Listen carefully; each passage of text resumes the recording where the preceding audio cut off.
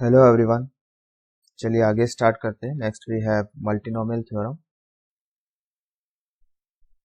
तो binomial theorem में binomial theorem for any index है ना, एक्सपेंशन याद होगा 1 minus x to the power r. तो एक्सपेंशन कैसे लिखेंगे इसका 1 plus minus r into minus x.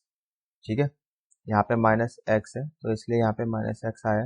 Then plus minus r into minus r minus 1 into minus x का स्क्वायर ओवर 2 फैक्टोरियल। ठीक है, ऐसे ही चलता रहता है। इसके बाद वाली जो टर्म आएगी that will be minus r minus 1 minus r minus 2 into minus x cube by 3 factorial.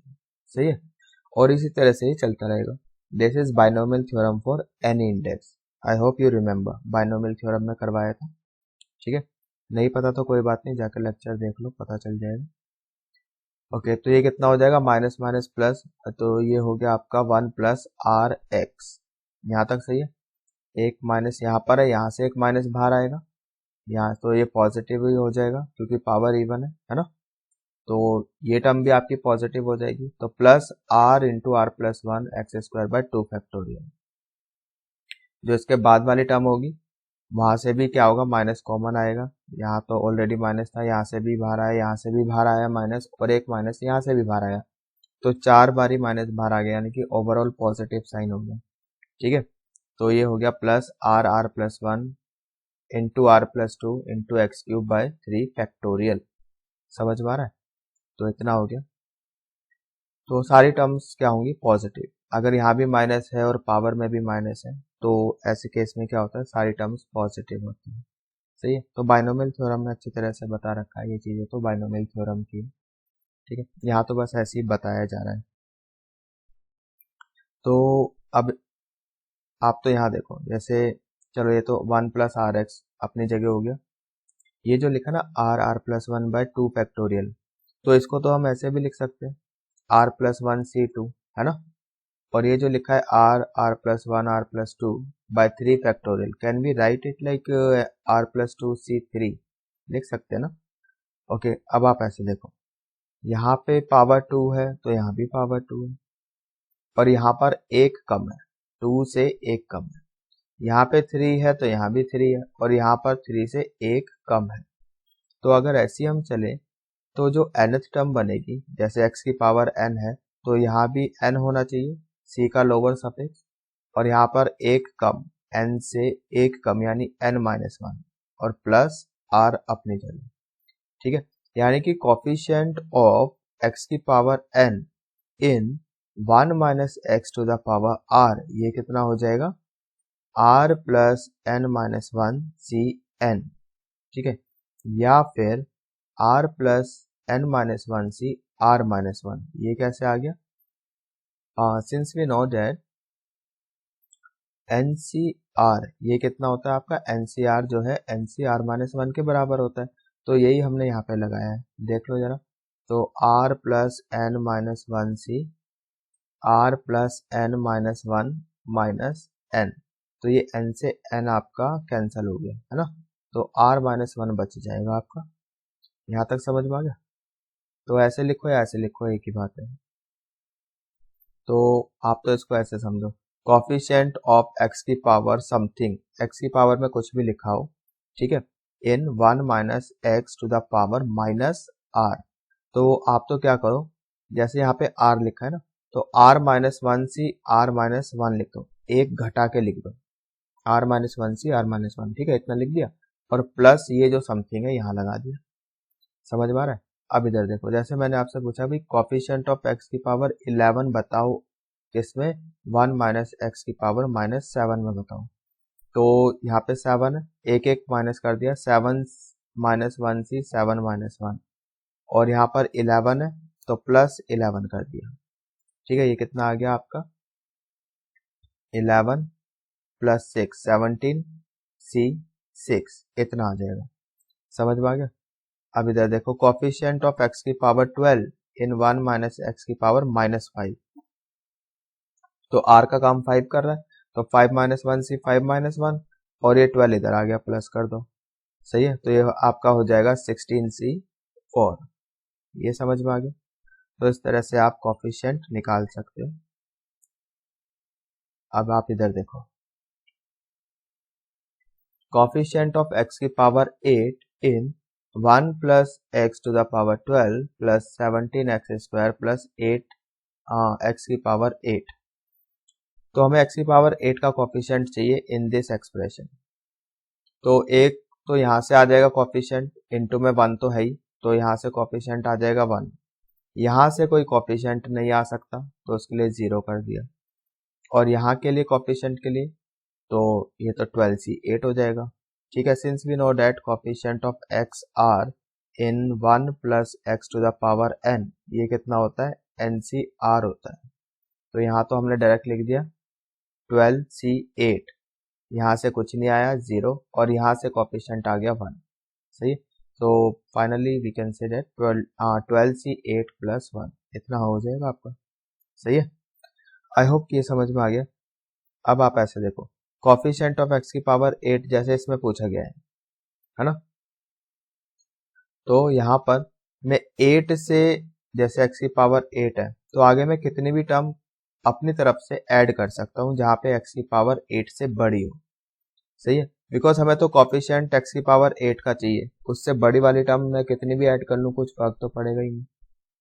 x की पावर 8 से जो बड़ा नंबर है ना, x की पावर 8 से बड़ी, ऐसी टर्म्स में कितनी भी ऐड कर लूँ कुछ फर्क पड़ेगा कोफिशिएंट पे, बिल्कुल नहीं पड़ने वाला, है ना। तो जैसे हमने ये टर्म ऐड करी 7 इंटू एक्स की पावर 9, अभी भी आंसर तो सेम ही रहेगा, क्योंकि आंसर तो अभी भी यहीं से आना है। सही है, आई होप ये समझ में आ गया है।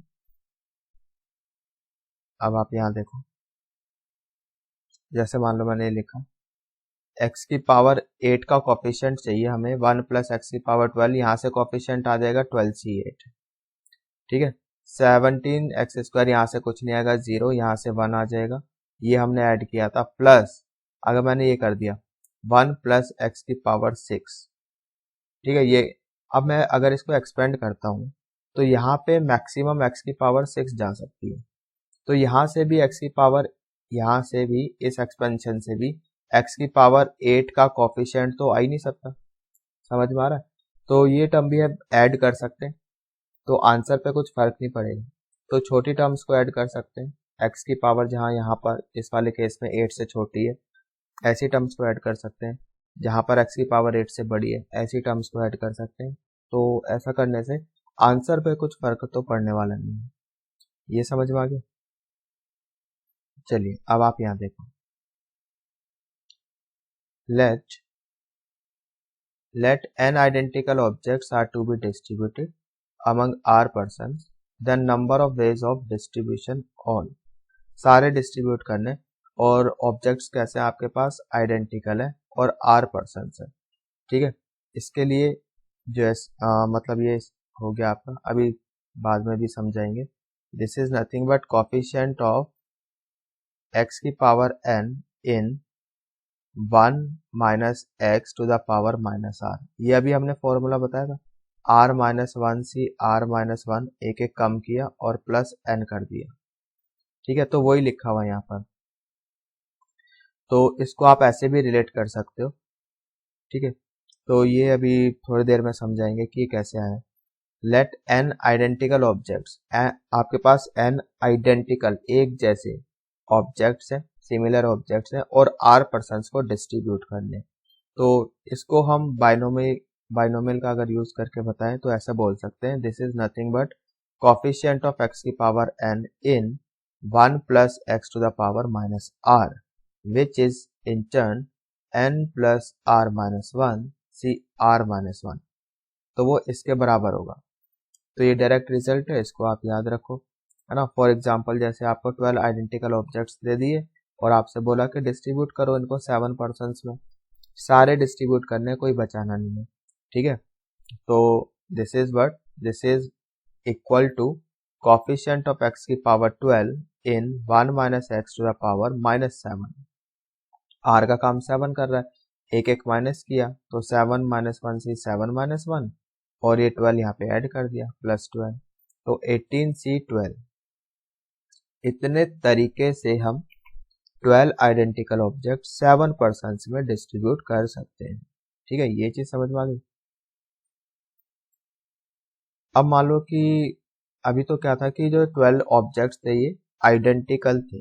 अगर डिफरेंट हो जाए, अगर डिफरेंट ऑब्जेक्ट्स है और 7 पर्सन है, फिर तो ये ऐसे हो जाएगा भाई, पहला आपके सामने 7 पर्सन खड़े हैं, 1 2 3 4 5 6 7, ठीक है, इस तरह से, और 12 ऑब्जेक्ट्स हैं लेट्स से, और डिफरेंट है सारे। मान लो आपके हाथ में 12 डिफरेंट ऑब्जेक्ट्स हैं, आपने पहला ऑब्जेक्ट उठाया, आपके सामने 7 पर्सन है, आप किसी को भी दे सकते हैं, है ना। तो पहले ऑब्जेक्ट के लिए 7 तरीके, दूसरा उठाया उसके लिए भी 7 तरीके, है ना, तीसरा उठाया उसके लिए भी 7, है ना, चौथा उठाया उसके लिए भी 7, पांचवा उसके लिए भी 7। तो 7 into 7 into 7 how many times, total 12 objects है, सो 12 टाइम्स, तो 7 टू द पावर 12। सही है। सो रिमेंबर, इस बात का फर्क पड़ता है कि ऑब्जेक्ट्स आइडेंटिकल है या डिफरेंट। अगर डिफरेंट है तो आंसर तो ये है, अगर आइडेंटिकल है then answer is this 18C6। ये चीज समझ में आ गई। चलिए आगे चलते। Now distribution of identical objects, ठीक है, इसको हम बेगर्स मेथड भी बोलते हैं। क्या बोलते हैं? Beggars method. बेगर्स मेथड क्या बताता है हमें? आइडेंटिकल ऑब्जेक्ट्स को डिस्ट्रीब्यूशन, आइडेंटिकल ऑब्जेक्ट्स के डिस्ट्रीब्यूशन का तरीका है। ठीक है, फॉर आप तो इसको एग्जांपल से समझो। Let's suppose we have 5 identical objects and 3 persons, या फिर बोल दो 3 बेगर्स, क्योंकि बेगर्स मेथड हम नाम दे रहे हैं तो 3 बेगर्स बोल दिया। ठीक है, अब ये इसमें डिस्ट्रीब्यूट करने, 3 बेगर्स में डिस्ट्रीब्यूट करने 5 आइडेंटिकल ऑब्जेक्ट्स, या फिर ऐसे बोल देते हैं 5 आइडेंटिकल कॉइन्स और 3 बेगर्स। ठीक है, 5-5 रुपए के 5 आइडेंटिकल कॉइन्स है मान लिया, एक जैसी दिख रहे हैं सारे, और 3 बेगर्स हैं आपके सामने खड़े हुए, उनमें डिस्ट्रीब्यूट करने हैं ये पांचों आइडेंटिकल कॉइन्स। ठीक है, और इस तरह से करने कि सबको कम से कम एक एक तो मिल ही जाए, each getting at least 1 object that is 1 और मोर। कम से कम एक मिल रहा है, ज्यादा भी मिल सकता है। ठीक है, तो क्या क्या पॉसिबिलिटीज है, आपके पास 5 कॉइन्स है, 1 2 3 4 5, और 5 कॉइन्स आपको 3 बेगर्स में डिस्ट्रीब्यूट करने। ठीक है, तो अगर इसको जैसे 5 कॉइन्स है, इनको 3 पार्ट्स में डिवाइड करना है, तो आपको क्या करना पड़ेगा, लेट सपोज इनको हम प्लेट्स बोल देते हैं, 2 प्लेट्स हैं, वो कहीं भी लगा दो। ऐसा करने से क्या हो गया, मान लो यहाँ और यहाँ लगा दी, तो ये 3 पार्ट्स में डिवाइड हो गया, एक पार्ट ये वाला, एक ये वाला, और एक ये वाला। ठीक है, समझ में आ रहा है। तो अब ऐसा है, जब आपने एक प्लेट यहाँ लगाई, एक यहाँ लगाई, तो फिर जो पहला वाला बैगर है उसको तो एक ऑब्जेक्ट मिल गया, जो दूसरा बैगर है उसको 1 2 3 मिल गए, और जो तीसरा है उसको 1 मिल गया। ठीक है, तो ये कंडीशन तो फुलफिल हो गई ना, 1 और मोर वाली, सभी को कम से कम एक एक तो मिल ही गया, तो ये तो चलेगा। ठीक है, अब मान लो कि दोनों प्लेट आपने ऐसे करके लगा दी, ऐसे, तो अब इसमें पहले बैगर को तो एक ऑब्जेक्ट मिल गया, जो दूसरा बैगर है उसको तो कुछ भी नहीं मिला, उसको तो 0 कॉइन मिल गया, एक भी नहीं मिला, मतलब तो ये कंडीशन तो फुलफिल हुई नहीं हमारी। इसका मतलब ये वाला केस नहीं चलेगा, आप ऐसे प्लेट्स को नहीं लगा सकते। समझ में आ रहा है। अब इधर देखो, अब मान लो आपने एक प्लेट यहाँ लगा दी, एक यहाँ लगा दी, जब आपने ऐसा किया तो जो पहला वाला बैगर है उसको कुछ भी नहीं मिला, जो दूसरा बैगर है उसको 3 ऑब्जेक्ट मिल गए, और जो तीसरा है उसको 2 मिल गए। ठीक है, 2 कॉइन मिल गए, तो ये भी नहीं चलेगा, बिकॉज हमारी कंडीशन फुलफिल नहीं हुई, सभी को कम से कम एक एक तो मिलना चाहिए। यहाँ पर तो जो पहला वाला बैगर है उसको एक भी नहीं मिला। सही है, तो 3 केसेस लिखा है मैंने आपको, एक ये वाला, ये नहीं चलेगा, एक ये वाला, ये भी नहीं चलेगा, ये चलेगा आपका। तो बेसिकली हो क्या रहा है देखो, जैसे 3 बैगर थे तो उनसे एक कम, लेट से उतनी प्लेट्स हमको लगानी, प्लेट्स बोल लो या वॉल्स लगा लो, ठीक है, पार्टीशन। तो ठीक है, इतनी प्लेट्स बोल दिया हमने, 2 प्लेट्स। और कहाँ कहाँ लगा सकते हैं, एक जगह ये, 2, 3, 4, बस आपके पास 4 चॉइसेस है, 4 प्लेसेस है, यहाँ पर आप 2 प्लेट्स लगा सकते हैं। तो 4 प्लेसेस में से 2 प्लेस सेलेक्ट करके कहीं भी लगा दो।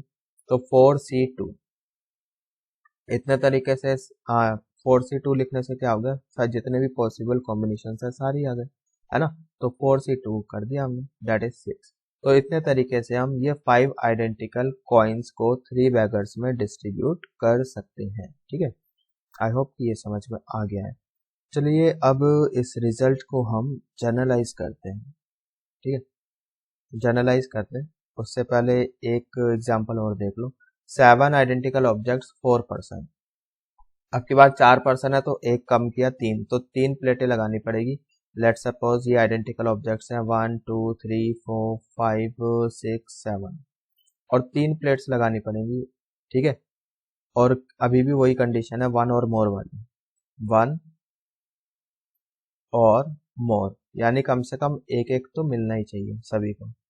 तो ये 3 प्लेट्स हम यहाँ, लेट सपोज एक यहाँ लगा दी, एक यहाँ लगा दी, ठीक है। तो ऐसा करने से जो पहला वाला बैगर है उसको 1 मिल गया, दूसरे को 3 मिल गए, तीसरे को 2, और चौथे बैगर को 1 मिल गया, ठीक है। ये वाला केस पॉसिबल है। बाकी ऊपर जो बताए थे कि ऐसा तो नहीं चलेगा कि 2 प्लेट्स यहाँ लगा दी, ये गलत हो जाएगा।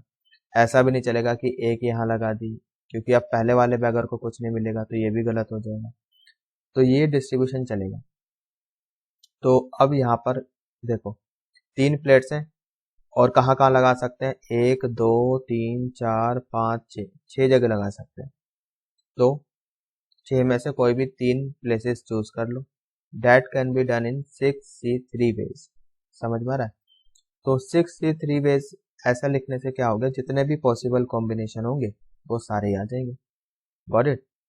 बाकी इसको सॉल्व कर लो, ये हो जाएगा आपका 6 फैक्टोरियल, 3 फैक्टोरियल, इन दोनों का डिफरेंस 3 फैक्टोरियल, 3 फैक्टोरियल। अब इसको ये कितना हो जाएगा, 6 5 4, 3 फैक्टोरियल एक कैंसिल, नीचे 3 फैक्टोरियल है, 3 फैक्टोरियल 6 होता है, कैंसिल, 5 into 4 is 20।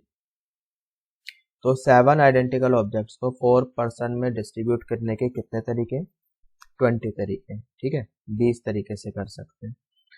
अब हम इस रिजल्ट को जनरलाइज करते हैं। देखो 4 पर्सन थे तो 3 प्लेट्स लगी। अगर मान लो R पर्सन है तो उनमें से एक कम, R-1 प्लेट्स लगेंगी, ठीक है। और 7 आइडेंटिकल ऑब्जेक्ट्स थे, ठीक है, तो प्लेसेस कितनी थी, एक कम, 1 2 3 4 5 6, ठीक है। तो यहाँ भी एक कम हो जाएगा। अगर n, मान लो हमारे पास n आइडेंटिकल ऑब्जेक्ट्स है और R पर्सन है, जनरलाइज कर रहे हैं रिजल्ट को, n आइडेंटिकल ऑब्जेक्ट्स, ठीक, n तो हो गए आइडेंटिकल ऑब्जेक्ट्स और R पर्सन, ठीक है। तो जितने भी पर्सन होंगे उनसे एक कम उतनी प्लेट्स आपको लगानी पड़ेगी, ठीक है। और कितनी चॉइसेस हैं आपके पास, कितने ऑप्शंस हैं, उन प्लेट्स को कहाँ कहाँ लगा सकते हो, वो भी क्या होगा, जितने आइडेंटिकल ऑब्जेक्ट्स हैं उनमें से एक कम, ठीक है। तो n-1 में से R-1 इतनी आप क्या करोगे, चूज कर लो प्लेसेस। समझ में आ रहा है। तो n-1C R-1, ये रिजल्ट हमारा जनरलाइज हो गया, ठीक है। यहाँ भी तो ऐसे ही था, 7 ऑब्जेक्ट थे तो यहाँ पे 6 हो गया, 7-1C। 4 पर्सन थे तो उसमें से एक कम, यहाँ पे 3 हो गया। Got it. आई होप कि समझ में आ गया। ये कब है, जब ईच गेटिंग एटलीस्ट वन और मोर वाला केस। अब आप यहाँ देखो 0 और मोर ऑब्जेक्ट्स। अब ऐसा है कि अब ऐसा भी पॉसिबल है कि हम किसी एक बैगर को कुछ भी ना दे, या 2 को कुछ भी ना दे, सारे के सारे कॉइन्स एक ही को दे दे, है ना। फेयर तो नहीं है, काफी गलत बात है कि आप एक ही को सारे दे दोगे, दो को कुछ नहीं दोगे, या दो को दे दोगे एक को कुछ नहीं दोगे। इट्स वेरी अनफेयर, ठीक है। बट चलिए कोई बात नहीं, हम तो कॉन्सेप्ट कर रहे हैं। 5 आइडेंटिकल कॉइन्स 3 बेकर्स। अब जीरो और मोर वाला केस है, ठीक है। तो अब की बार ये वाले केसेस भी चलेंगे जब आप प्लेट्स यहाँ पे लगा दोगे। ये तो पहले भी था, है ना, इस टाइप का। इसमें क्या हो गया, जब आपने अगर प्लेट्स यहाँ लगाई, 3 बैगर्स हैं तो 2 प्लेट्स लगानी पड़ेगी, ठीक है। तो ऐसे 2 प्लेट्स लगाने से क्या होगा कि 3 पार्ट में डिस्ट्रीब्यूट हो जाएगा, 1 2 3, है ना। तो जब आपने प्लेट्स यहाँ लगाई तो पहले वाले बैगर को तो एक ऑब्जेक्ट मिल गया, दूसरे बैगर को 3 मिल गए, तीसरे को 1 मिल गया, तो सभी को कम से कम एक एक तो मिल गया यहाँ। अब जो प्लेट आप यहाँ भी लगा सकते हो, ठीक है, और लेट सपोज दूसरी यहाँ लगा दी। तो ऐसा करने से क्या हो गया, जो पहला वाला बैगर है उसको एक भी ऑब्जेक्ट नहीं मिला, मतलब एक भी कॉइन नहीं मिला, ठीक है। और जो दूसरा बैगर है उसको 3 कॉइन दे दिए, और जो तीसरा बैगर है उसको 2 कॉइन दे दिए, सही है। अगर आपने प्लेट्स ऐसे लगा दी तो पहले वाले बैगर को 2 कॉइन्स दे दिए, दूसरे बैगर को कुछ भी नहीं मिला, तीसरे बैगर को 3 कॉइन्स दे दिए। समझ में आ रहा है, ये डिस्ट्रीब्यूशन चलेगा क्या? यस ऑफ कोर्स चलेगा, ठीक है। अब पहले बैगर को एक ऑब्जेक्ट मिल गया, दूसरे को 4 और तीसरे को कुछ भी नहीं मिला, ठीक है। तो मतलब कुछ भी नहीं मिला, मतलब जीरो वाला केस हो गया। समझ में आ रहा है? तो अब की बार ये सारे डिस्ट्रीब्यूशंस वैलिड है। अब आप यहाँ पे देखो जनरली हो क्या रहा है। अब ऐसा है, टोटल आप देखो 1 2 3 4 5 6 7, ठीक है। तो 7 थिंग्स है, out of which 2 alike 5 alike, जिसमें से 2 प्लेट्स हैं ये एक जैसी हैं, और 5 आइडेंटिकल कॉइन्स हैं। समझ में आ रहा है? 5 थिंग्स हैं जिसमें से 2 एक जैसी हैं, 5 एक जैसी हैं। अब इनका अरेंजमेंट कैसे हो जाएगा, लाइक दिस, है ना, 7 factorial by 2 factorial into 5 factorial, ऐसे ही करते हैं। तो इसको तो हम ऐसे भी लिख सकते हैं 7C2 करके, 7C2। समझ में आ रहा है? अब हम इस रिजल्ट को जनरलाइज करते हैं, रिजल्ट को जनरलाइज करते हैं, ठीक है। देखो जरा, इन जनरल मान लो हमारे पास n आइडेंटिकल ऑब्जेक्ट्स हैं which are to be distributed among r persons.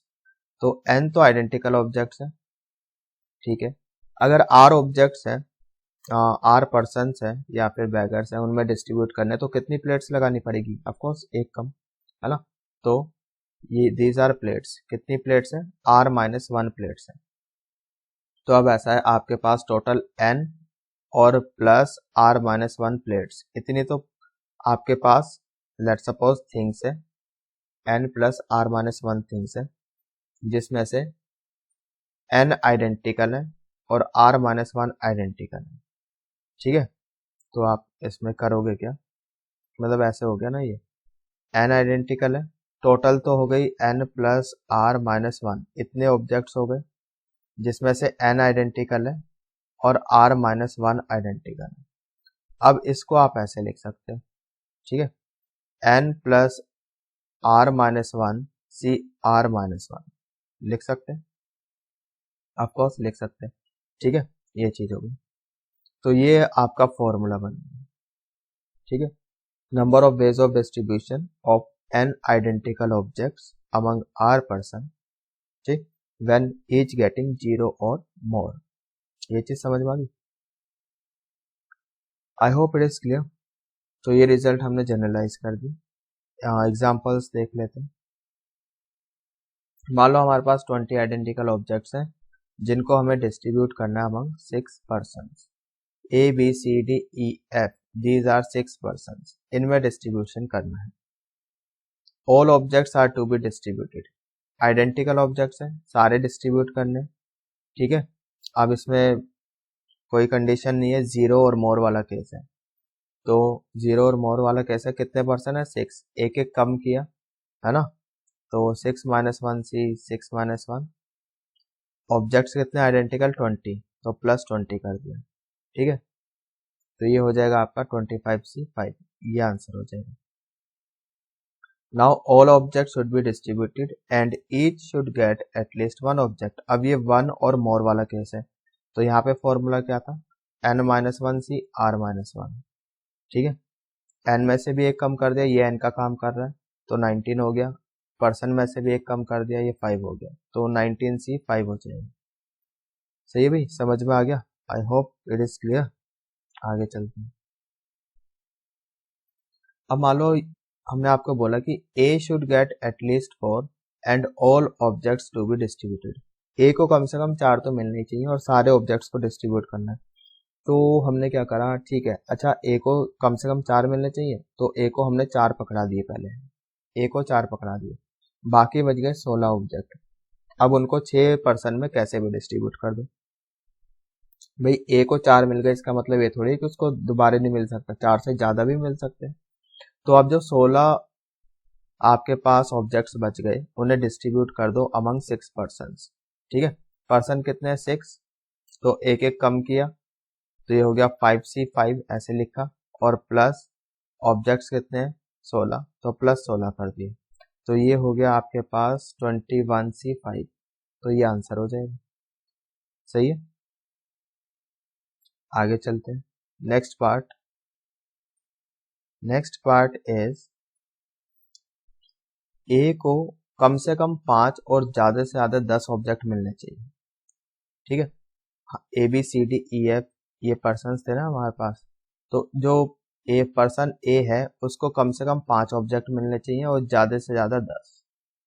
तो अच्छा, कम से कम 5 मिलने चाहिए, तो पहले हमने ए को 5 पकड़ा दिए। अब बच गए आपके पास 15 ऑब्जेक्ट्स। ठीक है, कौन कौन से? 5 6 7 8 9 10 11 12 13 इस तरह से अप टू 20, ये वाले 15 बच गए। ठीक है, 5 पकड़ाने के बाद। ठीक है, तो अब वो जो 15 ऑब्जेक्ट्स जो बच गए हैं उनको आप डिस्ट्रीब्यूट कर दो, कैसे भी कर दो, है ना। 6 पर्सन में करना है, तो 6 में से एक कम किया, 5c 5 प्लस 15 ऑब्जेक्ट डिस्ट्रीब्यूट कर रहे हैं तो ऐसे लिख दिया। सही है, तो इतना आ जाएगा, दैट इज 20c 5। अब इसमें क्या हो गया, जब आपने ये 15 ऑब्जेक्ट डिस्ट्रीब्यूट करे, तो इसमें वो वाले केसेस भी आ गए जब ए को 11 ऑब्जेक्ट मिल गए, 12 मिल गए, 13 या फिर 20 मिल गए, तो ये तो अनफेवरेबल है, क्योंकि कम ज्यादा से ज्यादा तो ए को 10 ही मिल सकते हैं ना। समझ में आ रहा है? So these are unfavourable ways. ये टोटल कितने? 9 है ना। तो 9 ऑब्जेक्ट्स को अमंग 6 पर्सन डिस्ट्रीब्यूट करने के कितने तरीके? 6 पर्सन है, एक एक कम किया, 5 से 5, 9 ऑब्जेक्ट्स हैं ये। ठीक है, तो 9 वेज हो गए ना, तो यहाँ पे +9 कर दी। समझ में आ रहा है? तो ये माइनस हो जाएगा टोटल में से, इसमें से ये माइनस हो जाएगा, that is 14c 5। 9 + 5 14c 5। I hope ये समझ में आ गया। So this is your final answer.